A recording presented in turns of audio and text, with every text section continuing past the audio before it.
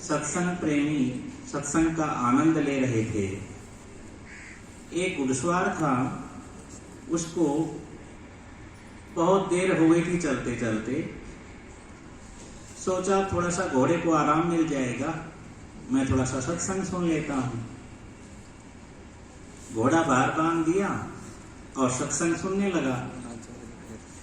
और सत्संग में इतना मग्न हो गया, क्योंकि जो सत्संग था, कथा थी, वो वैराग्य की चल रही थी।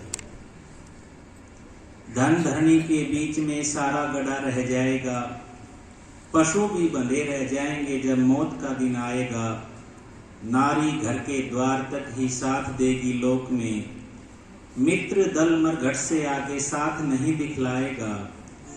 देह भी तेरी चिता बीच ऐसे जल भुन जाएगी, फिर बता परलोक में तू साथ किसका पाएगा। दान धर्म पुण्य ही है एक अंत का साथी, मन को यूं समझाया कर। हो विरक्त संसार से पगले उस ईश्वर को ध्याया कर। माना कि तूने खूब कमाए हीरे मोती, पर याद रखना सज्जनों कफन में जेब नहीं होती। माना कि सिकंदर दुनिया का वाली था, पर अंत समय में वो भी गया हाथ खाली था। कथा चल रही थी, भाव है कथा के। कथा समाप्त हुई और जो राहगीर था उसको वैराग्य हो गया और वो घर की तरफ न जाकर के जंगल की तरफ चला गया। 20 साल तक ऐसी तपस्थली के अंदर मौन साधना की, अपने को जाना, जैसे गुरुजी ने संकेत किया, इस कायनात को समझा, अपने तन मन धन का सदुपयोग करना समझा और उस अस्तित्व को, उस परमात्मा को, परम सत्ता को जान करके और फिर बस्ती की तरफ चला।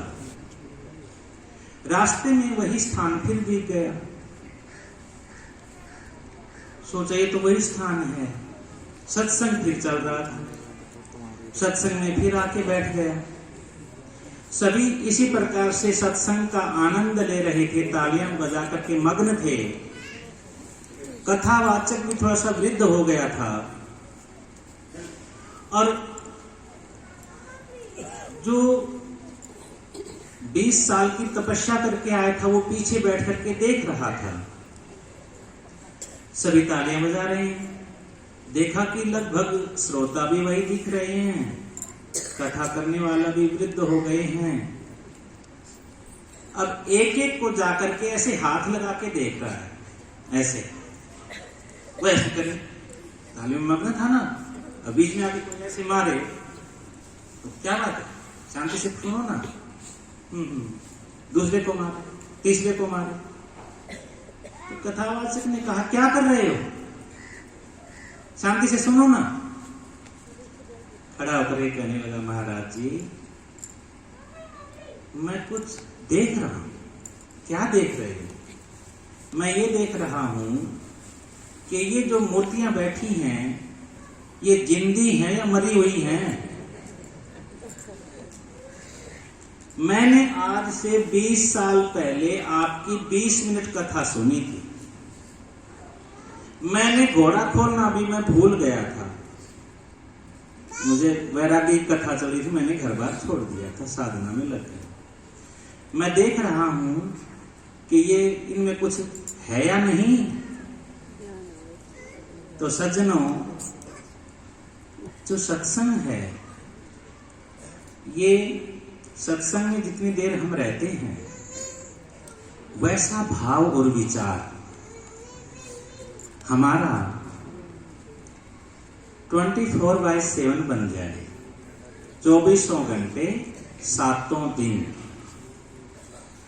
एक एक श्वास मेरा सत्संग के साथ चले। एक एक श्वास मेरा उस परम सत्ता से जुड़ करके चले, उसकी उपस्थिति अनुभूति मेरे अंदर बनी रहे, मेरे को वो परम सत्ता देख सुन जान रही है, ऐसा जीवन बन जाए। ऐसी ही भावना थी बड़े गुरु जी की, उनका कितना पावन पवित्र जीवन था, उसी का परिणाम है कि सभी के भाव और विचार कितने पवित्र हैं और कितने कितने प्राणियों का हित हो रहा है।